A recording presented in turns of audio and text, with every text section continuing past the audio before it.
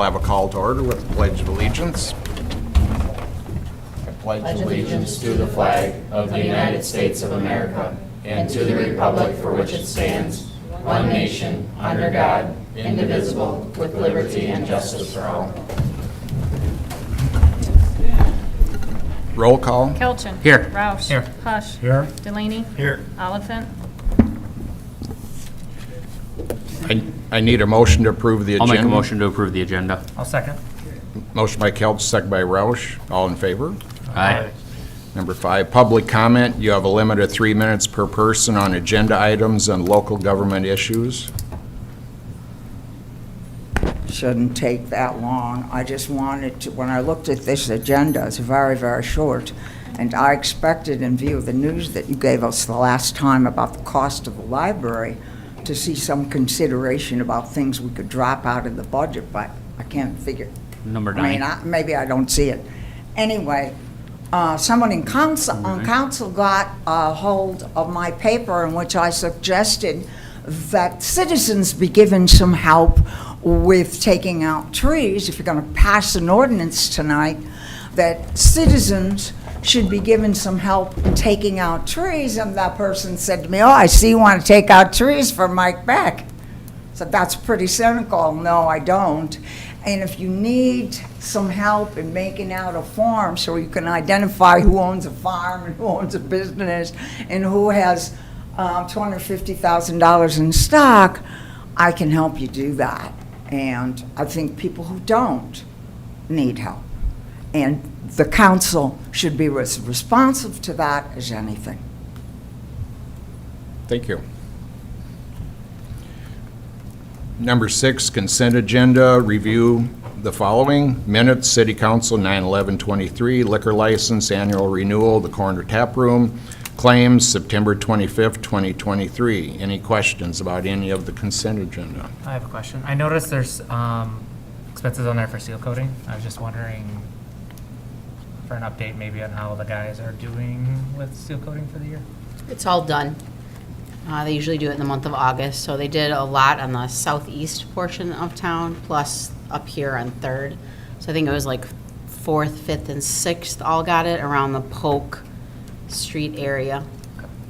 So we did about the normal amount, you know, kind of hard to tell. You sort of have to see how much the oil and the chips cost, and then they spend about what you allocate and try to stay a little bit under. They also did, instead of spending as much on seal coating, there were some definite areas that needed asphalt patching instead. So the mayor had talked to a citizen who had a dip in, kind of noticed a dip in the road out here on First, kind of near Garfield and Grant. And then if you remember going out to McDermott Oil, there was that dip right there. So if you see those patches, and then there was also a patch on 2nd Avenue, kind of near, right past the Madison Monroe, kind of in that area. So we also did a little bit of that. So probably the number of streets or blocks on seal coating, it seemed, you know, we still have to spend the same to do those repairs. I also have to talk to them, although I haven't yet talked to them about possibly doing some sort of crack filling, you know, where they use that expandable rubber to kind of keep from more disintegration of the road, like in front of, not to do it in front of my house, but I just noticed on hillier areas, you know, you get such a massive rundown of water during the storms from that hilly side. I'm sure it happens in any other hilly areas, but it kind of disintegrates the asphalt where it meets the concrete gutters, and you know, start to see that giving way, and then that's just gonna seep more into the road. So we're gonna discuss that too. Sounds good. Thank you, Lisa. You're welcome. Any other questions? If there's none, I need a motion on the consent agenda. I'll make a motion to approve the Motion by consent agenda. Roush, Second. second by Kelchin. Roll call. Delaney. Aye. Kelchin. Aye. Roush. Aye. Hush. Number 7, consideration of resolution number 72-23, purchase playground equipment for the new park in Oak Hill and surface material for a price up to $77,000. So we have members of the volunteer committee that did a great job. If you remember, a few months ago, we gave them permission to start a fundraising campaign with a goal of setting goal set for them of $60,000. So as indicated in your memo, we are now over $70,000, and there may be a few other small amounts coming in. So we're definitely over that, and they did a great job, and we asked all of them to come so that we could thank them for their efforts, because it was a huge, huge benefit to the community and to their area and to the whole city, obviously. So if you recall, we have that discount that was worth about $60,000. We would like to get that ordered, which we have to get it ordered by the end of the month. So assuming that you give us permission to proceed this evening, I'll be meeting with the gentleman from the play company on Wednesday to get that all ordered. And then the other big thing that we need to discuss is the surface material. Significant difference between there's 3 different types, although we didn't put the one in there. So I know Haley, I think, was going to speak on behalf of the group if you want to come up, if you have anything to add, and then we can talk about the stuff. I don't remember what I'm supposed to say up here, but Haley Roush, Oak Hill Park Fundraising Committee. So with generous contributions from our community and even those not from our community, we've had some donations even come in from Colorado, Dyersville area, all over the place. We are very lucky and excited to say that we have raised over $70,000. With that, if you'd like to make a contribution, you can still drop it off at City Hall. But then in addition to that, there will be 2 other fundraising nights. So Moskies will be up on the Water Tower Hill this weekend with their food truck. And then on October 15th, I think Dinger's Delights will be there with their food truck. And then also we are still doing fundraising at Brothers Market until the end of September, so the rest of this week. But other than that, it's pretty exciting. I don't have anything else. Okay, so let's talk about the surfacing. The most recent playground that you did was at the pool, and you chose rubber, little recycled tires. In that case, you did a dyed color, which is a brown color. If you get the natural color, it's a little bit cheaper. We currently have pea gravel in the other ones, and when you look at the state's website, that's not really even an approved surface. So I think that we do need to consider down at City Park, probably in next year's budget, to dig that out and get it new. So then when you look at the kind of the remaining 2 options, $100 estimated, and then we have the rubber mulch, which is $12,600. So it's significantly different. Although in most communities that I've worked in, I know you don't really have experience here in mulch, the wood mulch, but I would say every 2 years we're refilling it.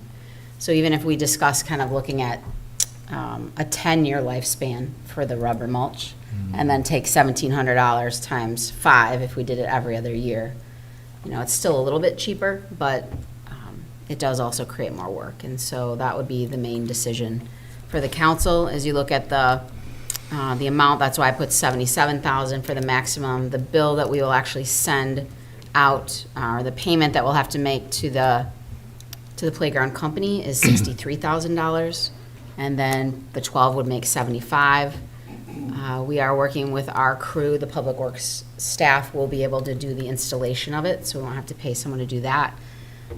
Eastern Iowa Excavating is willing to help us with their kind of GIS, GPS locate system. It's obviously very precise, making sure that you have your concrete pads for each of the poles have to be in an exact location. So we're kind of working with Matt Minster to get the appropriate information to him, and then they're going to volunteer to come out there and get the exact locations of those.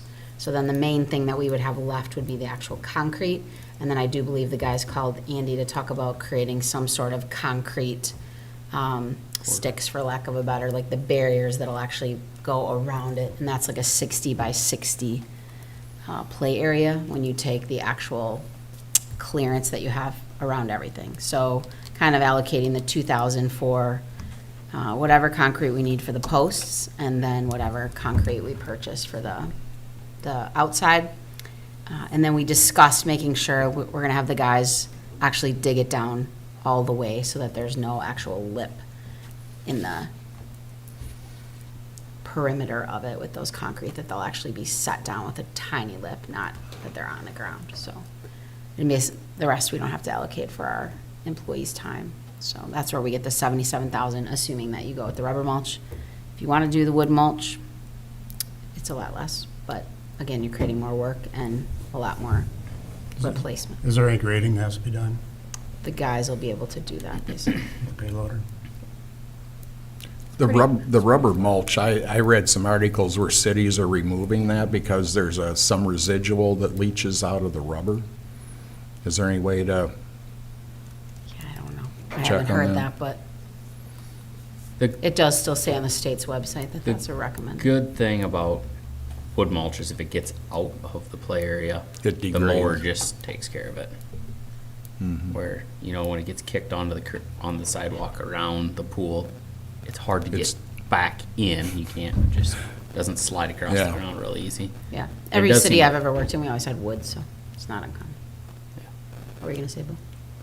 I was just asking, Haley, the age group, I mean, is equipment set up? I know when they set up the park down by the river, it was like supposedly like 2 to 7, and the other park was 7 to We have 12 or both. whatever. Yeah, Is it so all this ages? playground equipment, there's one little piece that's gonna be for age groups 2 to 5, and then there will be a second piece that's for age groups 5 to 12. Okay. And then we're also ordering 2 sets of swings, 2 sets of 2 swings, so we'll have 2 baby swings and then 2 Okay. big kid swings. Okay. We were talking about the rubber mulch too, and down at the swimming pool, it got like really compacted. And you said we had to use like twice as much. That's what the guy said, so it's hard to say if this is the right estimate or not, but Phil and seemed Ben like said we- the same thing, that we had to get more than what they estimated. Dumped it all in and then we had to get more again. Add to and it. more again. Yeah. And we ended up switching to bags or little bags because that's all that was in town then. Really? It was a mess. Yeah, it's finding. We a got mulch. it, it's- And really, all they do is deliver it right to the site, and then takes a couple hours to rake it all out. It is nice that it's one and done, but any other questions? if we're being budget conscious, wood's the way to go right now. So you want to do wood? I would also say that I've heard that, like, I think I would like rubber mulch. Like, I've heard that rubber mulch also is easy to blow around. Like, if it's very windy, it moves. And in Oak Hill subdivision, it's windy. very windy. So there's a good chance that it might leave the area, like, get blown out. Like, that's a problem that they had at Cascade Elementary, I know, is that it was blown out of the play area. So what are we leaning towards? Is anybody in disagreement of wood? I'm leaning towards wood. I'd prefer wood too. Okay, so then let's change on page 10 of your packet. We'll just change that to be wood mulch surface in the amount of, and let's just say $2,500.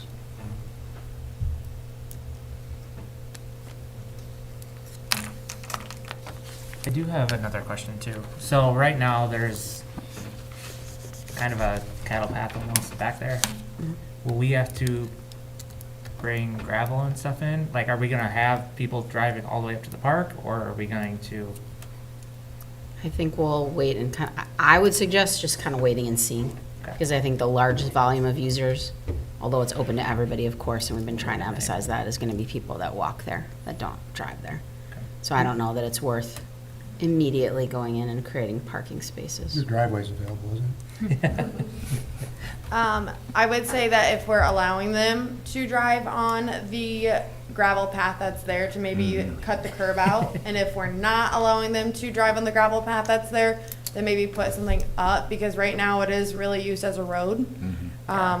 All the time, Like, people are driving on. We've seen cars, we've yeah, seen cars, mopeds, trucks. we've seen like UTVs. Like, Yeah, Yeah, bikes. And then if the playground equipment is going to be level to the ground, not that somebody wants to hit it with their car, but like, there will be that risk if there's nothing to stop them either. yeah. This won't be installed till the spring, so I think we can decide that. We've got time.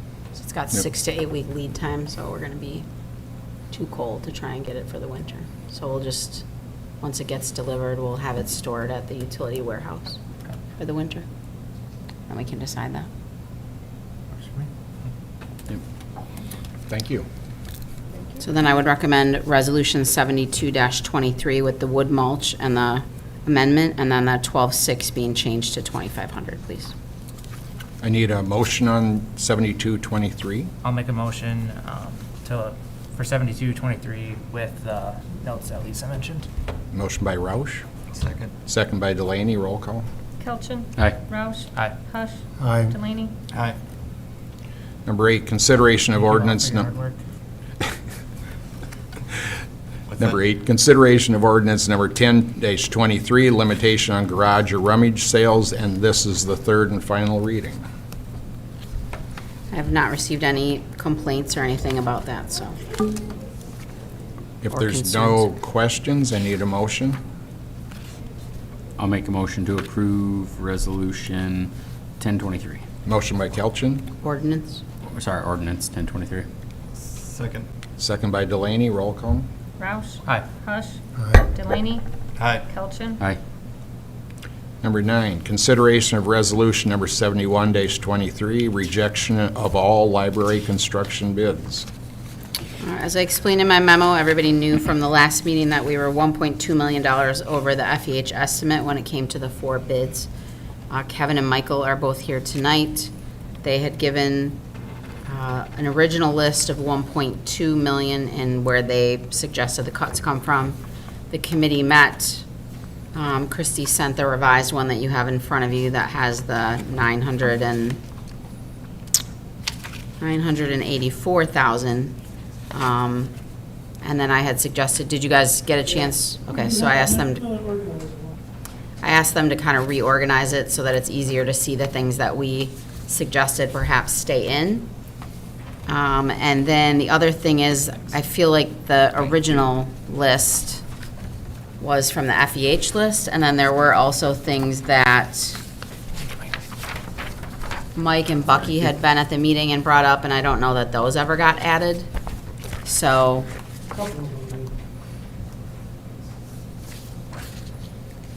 and so I don't know until we actually meet again that this is what you feel like is accurate enough, like that's the max that we're gonna get, or if you feel, I know that when I showed it to Mike this morning, I think he felt like we could hopefully do better to get closer to the number. So I don't know what, go ahead with what you have. A couple things. One is the last 2 lines on the bottom, we're going to move those to be an alternate bid. Those were in the base bid before. That's about $56,000 for those. But the hope is to still be able to do those, but potentially it's a different funding source. Another one is we're looking for another alternate to give a little more of a cushion. The comment was the actual bid was 1.2 million over, but what I think a lot of people don't understand is the contingency was built into the bid as well. So you have to compare the bid to the contingency. It doesn't make a huge difference, but it's probably about 10% of the overage. On the back side of this list is a timeline. So what you'll see is we've got a couple meetings planned. The first one's set for October 3rd. We haven't confirmed the 18th, but that's when we're suggesting another kind of design review. And then you have a public hearing to adopt the revised plans on October 23rd. We'd issue the bid documents that Friday, November 3rd. We'd receive bids December 5th, and we'd get you a recommendation right away. You'd be able to take action at your regular meeting on December 11th. And from talking to 3 of the bidders, it sounds like the timing still works to be able to start in March or 1st of April, depending on what the weather is like. And based on that, we shouldn't really delay the schedule.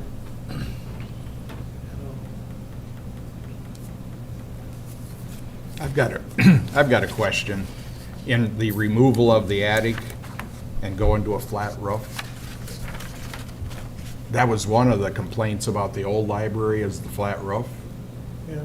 and we want to go back to that?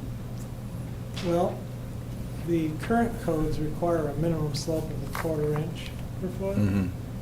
There weren't codes back when that building was built, and the roofs were actually flat. Roofs today aren't flat. They have a pitch. We already had 2 low slope roof sections on the building, So this will just add a third area of the building and be low slope. And by eliminating the attic, it allows us to actually lower the whole building by about 2 feet. So the whole mass of the rest of the building gets a lot smaller, the whole volume, And that's a cost of $275,000? at least. We've been pretty conservative in these numbers. We were given an entire bid summary list by one of the bidders. Basically, every subcontractor provided a price to them. They gave us a price with some breakdown even from those. And we talked to some of the subs, especially on the electrical and mechanical side, to get more detail. So we're comfortable to save at least $275,000. How could that be that price? That's the price of a move-in ready 2 to 3 bedroom house with a full basement and a 2-car garage. That used to be. That used Well, to I be. mean, low end. Yeah. I mean, that's the price of a house, and this is just a roof structure. It's a roof structure. And you're still gonna And a have, floor structure. and you're still gonna have trusses for the flat roof part. We will still have structure. Yeah. It won't be trusses. It'll be joists. So it saves at least 275. It might save as much as 325,000 by eliminating that attic space. We have a breakdown, we have a detailed breakdown that we could send you tomorrow that shows what the cost summary is for eliminating the attic. There's some add backs, but the eliminations are significant. That just seems like a lot. It's an expensive part of the building. The other thing to keep in mind is we're able to take $1 million out without eliminating any square feet of the main floor of the building. Can you say that again? You're able to eliminate $1 million. Without Without losing making the square building footage. any Size. smaller in the floor area, the main floor area does not get any smaller. It's only the, It's only the attic that's eliminated. This is, did all these numbers, did this include final furnishings in there, or do we still have that on top? That's on top, but that wasn't part of the 2.6 that we were off. Like there's, Okay. remember, we were at 3.5. Yeah. And this was 2.6 of it, so that extra 900 is fees, houses, demo, furniture. Furnishings. And I guess just a question, where did our furnishings number come from? Will we be able to get it furnished for that extra 9? I know with the house, with everything, do we have budget in there to furnish this afterwards? There's a line item on here. I want to say it's not on here, but I've got do you it. have the original? I guess with how expensive things have gotten, is that number accurate? adequate to furnish this? Hope so. The furniture is budgeted at $192,000. And then there's another $46,000 for computers.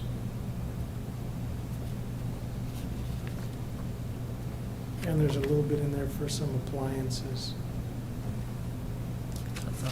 190.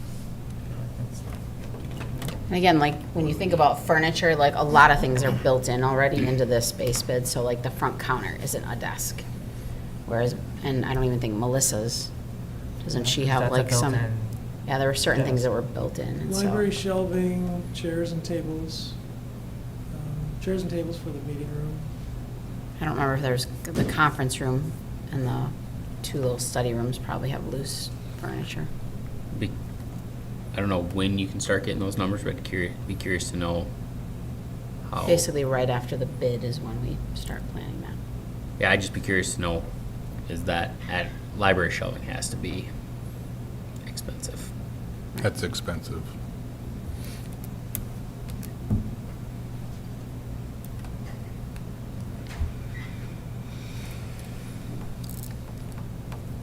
Any other questions?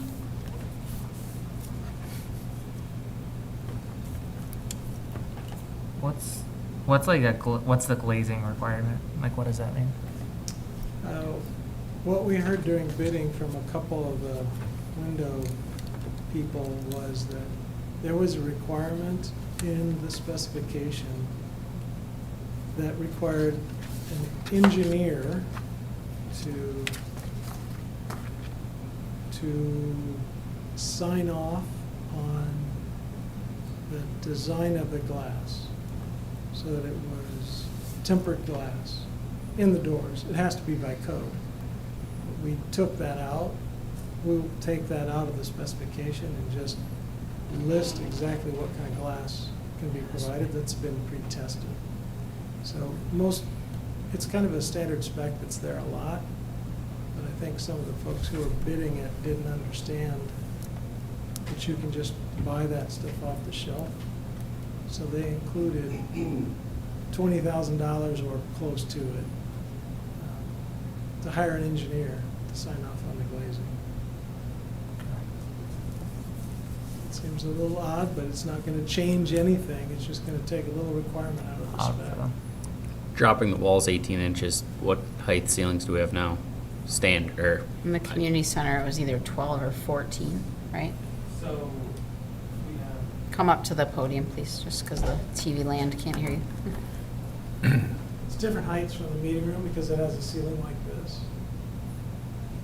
So if we were gonna drop the meeting room ceiling, I think we talked about 10 feet at the last committee meeting with the library, and then if we dropped the actual library ceiling by 18 inches, to the bottom of the joist, we have about 10 foot set. But then there'll still be like, the vaulted areas and stuff, yeah. yeah. Yep. So It'll there are feel things taller. hanging lower than that, light fixtures, Mhm. ductwork.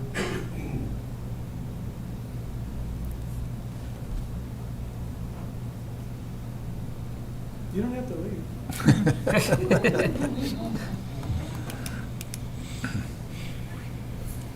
Any other questions?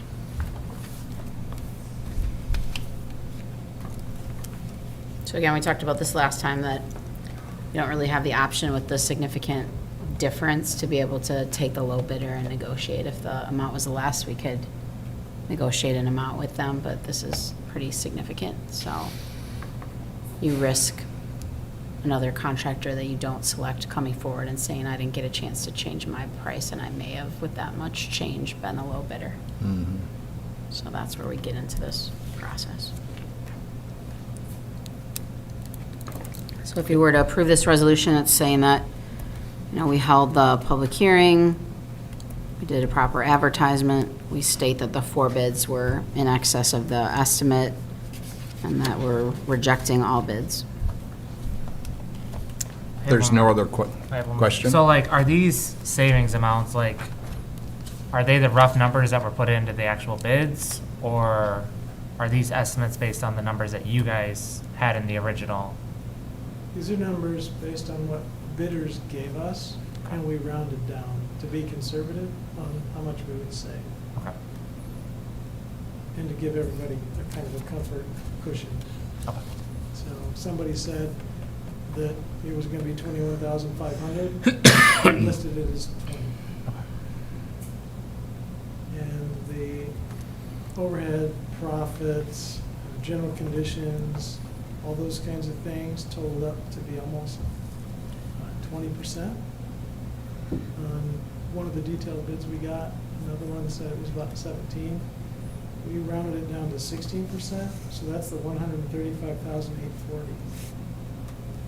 So it's scalable. As the project gets smaller, the percentage goes up a little bit. So we want to be conservative and just use 16% potential savings. So that could be much higher too. Two of the other things that I wanted to bring up, I am requesting that the utility board contribute the cost of the light fixtures as their donation, which is not in our budget right now. They did have a donated amount, but Chantel's planning to put it on their next agenda before we bid it out, that they would pay for that. That's why they're staying it, well, we may reduce it, but I also feel like we've either had a relationship too long with the vendor that we're getting those light poles from, and when I was at the league conference, there were 4 light vendors there. So I got all their cards, and I have Matt working with them, because it's just $7,000 a pole. It seems outrageous. So we had like 5, I think we had, 2 or 3 along the street, and then a couple more in the parking lot. The other thing that we're looking at doing is perhaps not having the antique poles in the parking lot and going with our new direct berry Cobra type style. They still look nice, they're still black, they just don't have the acorn light on top. So that's another option that we're looking at. And then the other thing that I would like for you to look at is the last item on there. I really feel like with community events that it is not really a direct benefit to the library per se to have that angled parking on the west side of Pierce. I keep forgetting stuff.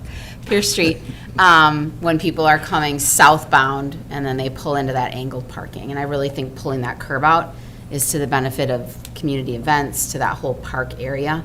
And so one of the things I'd like us to consider as an alternate, if we pull it out, is to perhaps use some sort of street money. And we also have like stormwater improvements that aren't on there. So even if, when we get the final bids, I want to have that as a separate amount so that we can think like, okay, if the library genuinely is at the cost that we're talking about, do we want to consider taking that from a different pot, like in capital funds, and not actually charge to the library? Because I really do think that opening up that curb would make community events a lot less sardined between those two curbs, and you could put like the food trucks in that curbed western line there and then be able to open up that street more. So that's what part of why I asked them to put that out, is we may be able to look at that and not really tag it directly to the library's amount. And just even me driving down to the meeting tonight, there's something going down at the park, and like, it is literally, when they're parked on both sides, it's a one-lane road. it's tight. And I'm sure you deal with it all the time, Yep. so. So I'd like to keep that in there, even though like that's part of the savings, and then perhaps that's where we can make up a little ground. Yep. And hopefully the utility board will work with us on those lights, and hopefully we can get the price down from what our estimates are right now.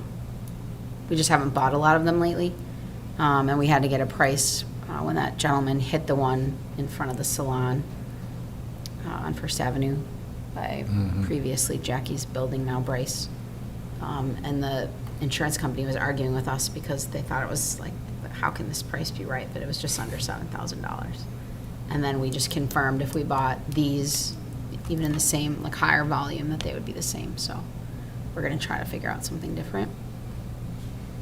Good. Any other questions? If none, I need a motion on resolution number 71-23. I'll make a motion on resolution 7123. Motion by Kelchin, Second. second by Hush. Roll call. Hush. Aye. Delaney. Aye. Kelchin. Aye. Roush. Aye. Thank you. Would you like us to stick around for item 12 as well?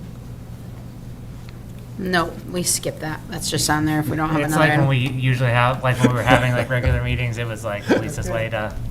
It would be the same conversation. Yeah. Yep. Okay. Duplicate. Thank you. Thank you. Thank you. Thanks. Thank you, guys. We'll get to work.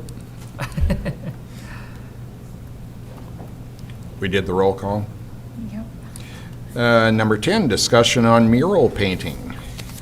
So I think I had sent everybody an email that we were working with Mr. Bach on that side building, and we had done the power washing and repair to his brick.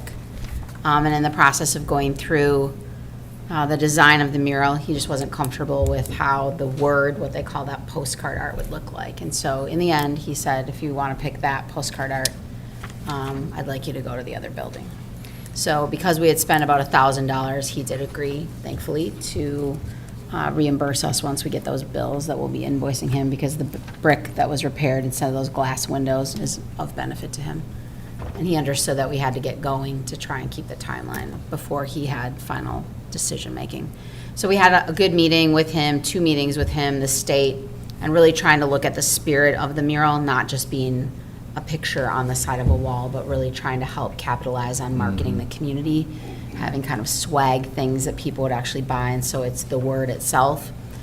He was, instrumental in kind of helping us figure out that we wanted the pictures within those words or letters to be historic things, and also to make sure that the color theme kind of went along with our downtown. And so sometimes if you've looked at some of Ben's other murals, are very bright, like bright blue and red and yellows. And so everything that's in the mural is toned to like the kinds of brick that we have. So there's tans, creams, a red brick type color, a little bit of orange splashed in there, browns.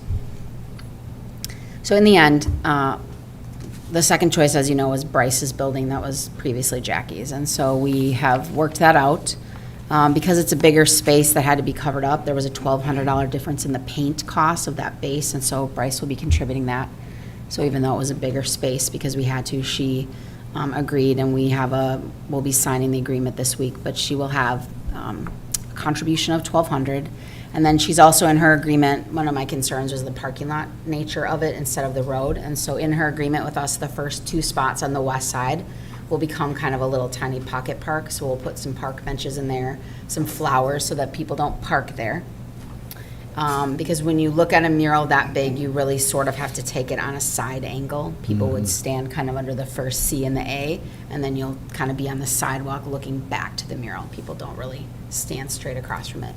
And then the other thing that we'll be doing is putting the brick curb stops, the cement curb stops that you see in a parking lot so that people don't drive closer than they need to, so it'll keep them back, and we'll put those between parking lot, what would be called spot 3, all the way to her little service door.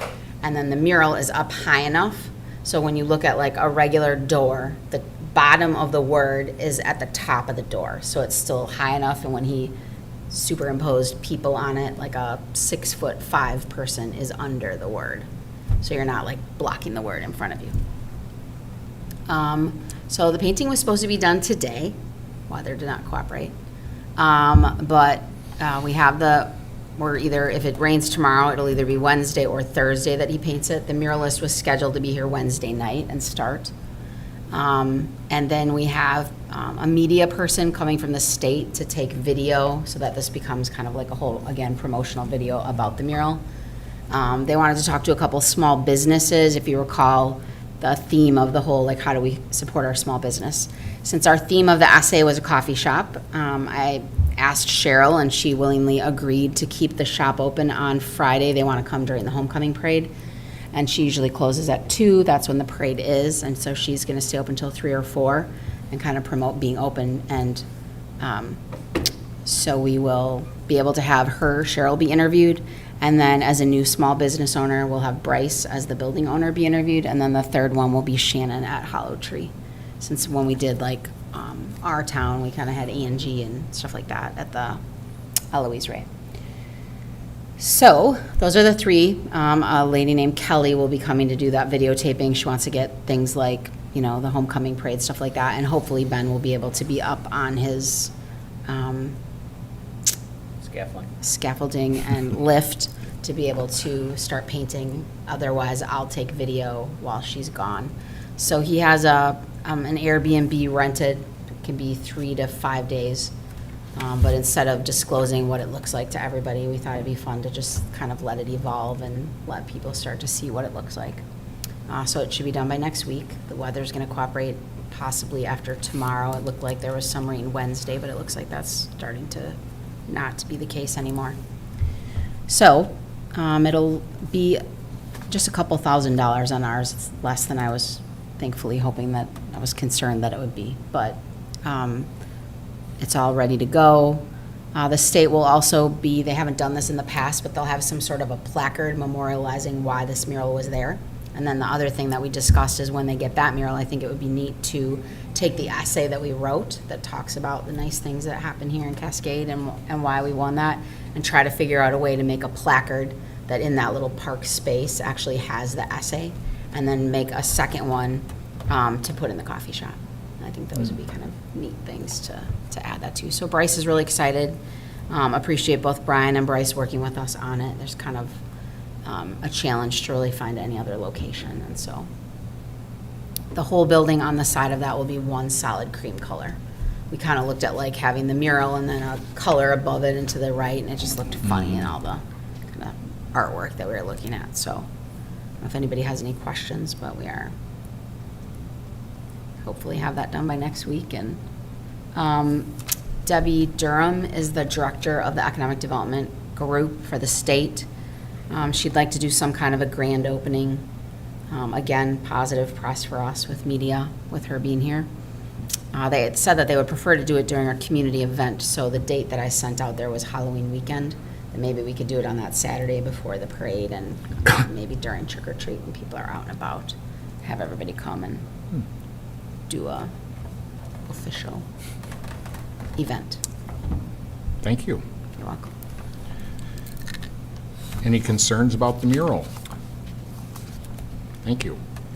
Number 11, report on Iowa League of Cities Conference. So they have a lot of seminars, different breakout sessions. Just wanted to kind of report on the ones that I went to. As you know, one of our kind of commitments to our full-time position with Sean was volunteerism and creating a database, and they had a whole seminar on leveraging volunteers in your community. There's a state agency within the economic development group that helps with that. They had what they called a pilot program with 5 cities where they helped kind of generate excitement with volunteers and how to get all of that kind of what we've been talking about. And Monticello, kind of led by the Parks and Rec Department, was actually one of those. And so I did sign us up. Potentially, they said that they have enough funding that they may do a second program, and then brought home all of that paperwork for Sean to kind of look at and have contacts for what they call Volunteer Iowa, I think is the name of the kind of subgroup to that. Also, there was a seminar, sent him some of that information too, just on marketing your community, kind of how the league hired a company out of Cedar Rapids to do some work with the league, and then they're going to be having like quarterly seminars to kind of look at different ways that you capitalize on social media and stuff at the city level as opposed to focusing on private businesses. There was a Finance 101 presentation that, actually Cindy Kendall that was here with us, she did that one. So there's some, and thankfully they mostly all have kind of downloadable PowerPoints or presentations, so you can bring that with you home. I think it would be wise for us to have, and I've done this in other communities, a council orientation, kind of a book for new council members, and then a session where not only would we have, since we know for sure with Andy stepping down that we'll at least have one new member, and then you kind of, like I may work with them along with the mayor on some stuff, and then we'd have a session, even if it's staying a little bit later one night, just to kind of help people get acclimated, especially when you have people that haven't been on subcommittees or things like that. And so there was, Pat Callahan did a whole seminar on that. We also had some economic development tools. There was one on Can We Do This, which was somewhat focused on employment things. And then they also had some projects that took blighted areas and revitalized those. So those were the main ones that I went to, on top of just a kind of motivational speaker person during lunch. So it was beneficial. A lot of elected officials go, so I'd like to get that date out to all of you that'll be on the council next year and have some of you consider, even if you, I know somehow you didn't get the memo, right? I didn't get the memo. I'm like, I usually go to that every year. Right. And even if I'm people. like, that's this week? Yeah, I was like, oh, I'm going. So I'll make sure that we're better about letting you guys know. And when you really look at how it's set up, even though like people like staffers might go Wednesday afternoon, all day Thursday, and Friday morning, even if there's a way to take a day off on just Thursday, although the problem is next year it's far away in Sioux City. And so, but I'm sure, I don't know where it is the year after that, so we'll see. But be something for everybody to consider, because there's a lot of elected officials, mayors, council members that go as well. So that was the stuff that we talked about. Thank you. You're welcome. Reports. Fred?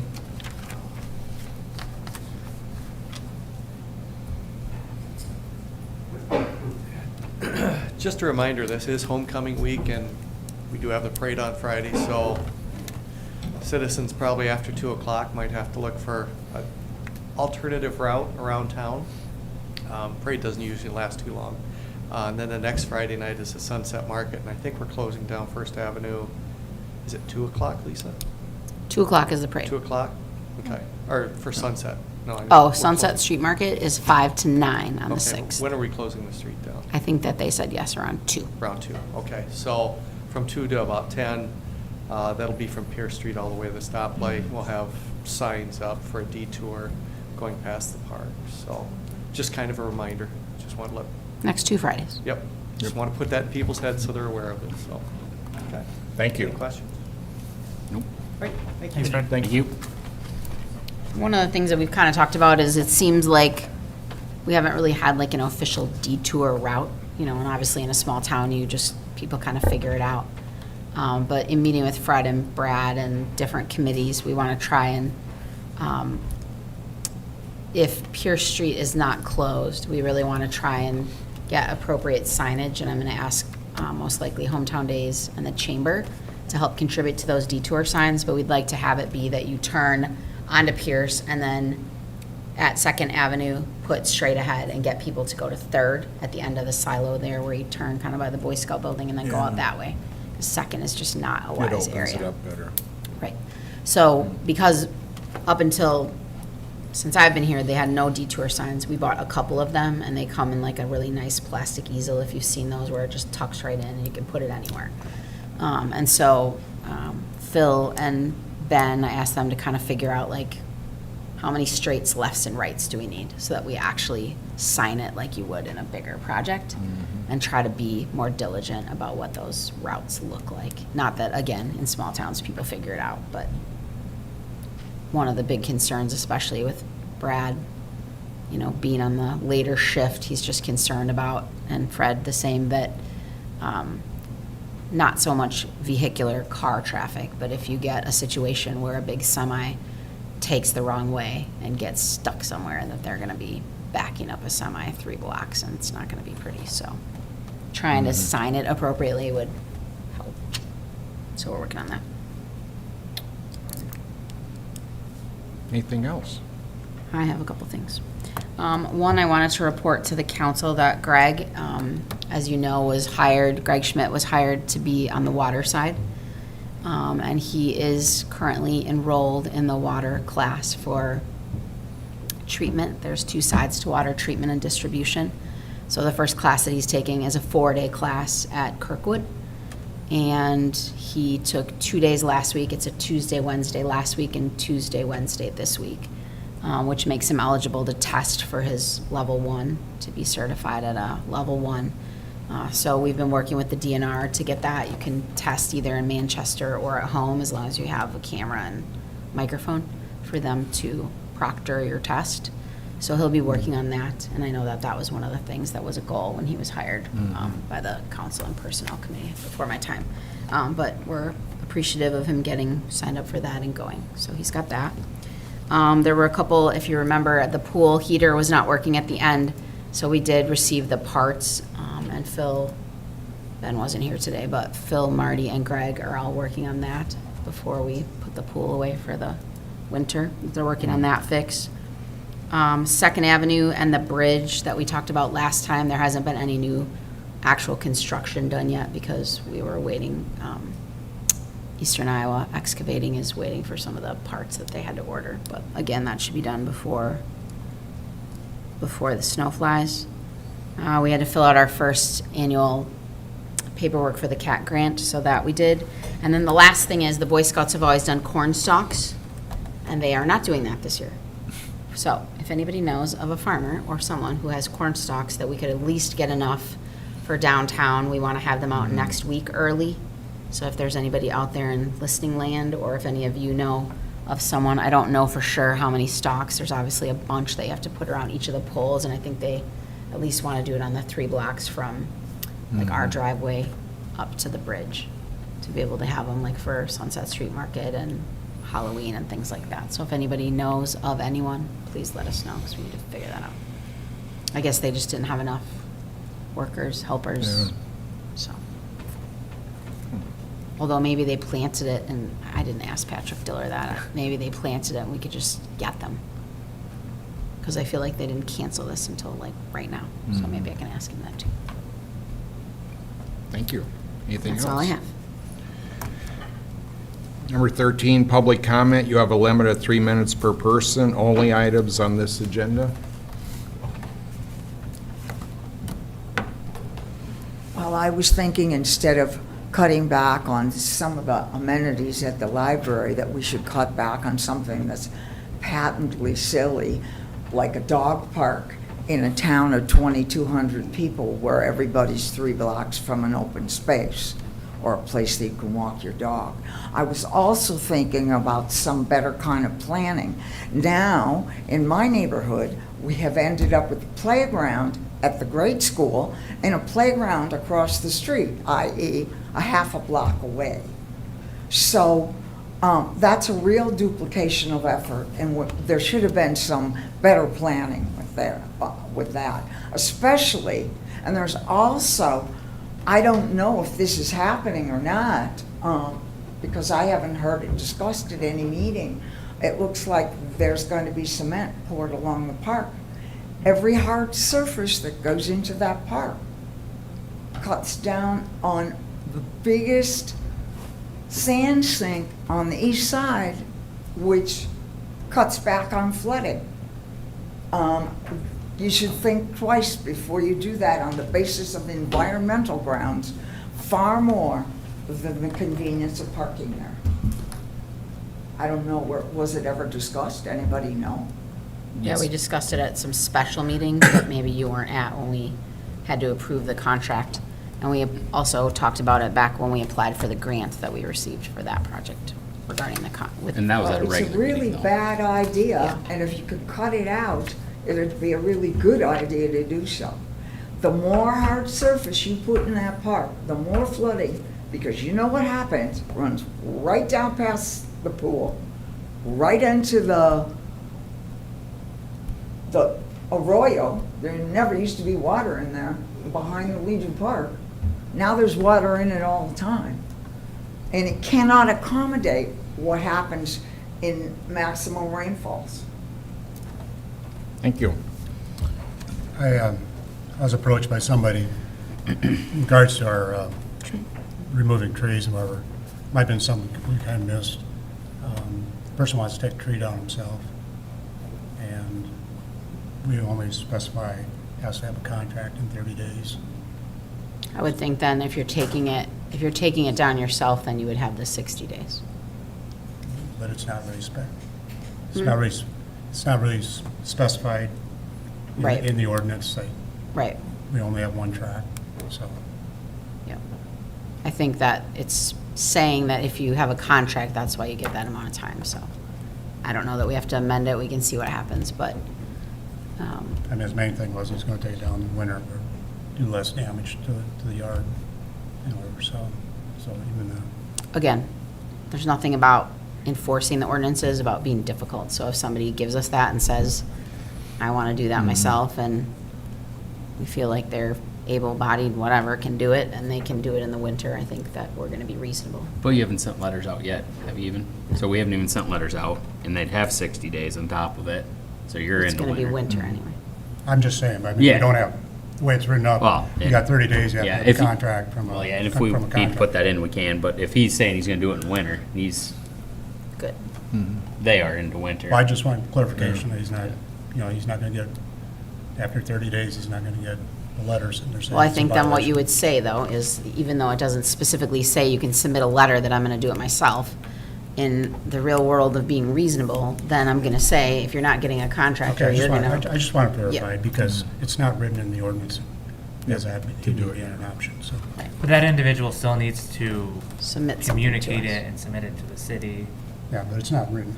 Yeah. The way the ordinance is written, the only way to do it is to, it's just something we missed, that track where the homeowner may be taking down the tree themselves. We will work it out. How about trees between the curb and the sidewalk? Are The they terrace ours? is ours. They're ours? There really aren't hardly any, though. Like, compared to a lot of cities. Yeah. They Oh. really don't have many right-of-way trees. Yeah. But yes, if it is a right-of-way tree, then it is, It's ours. we can just take it. So, If there's nothing else for the betterment of the community, I need a motion for adjournment. I'll make a motion to adjourn. Motion by Kelchin, I'll second. second by Delaney. All in favor? All right. Aye.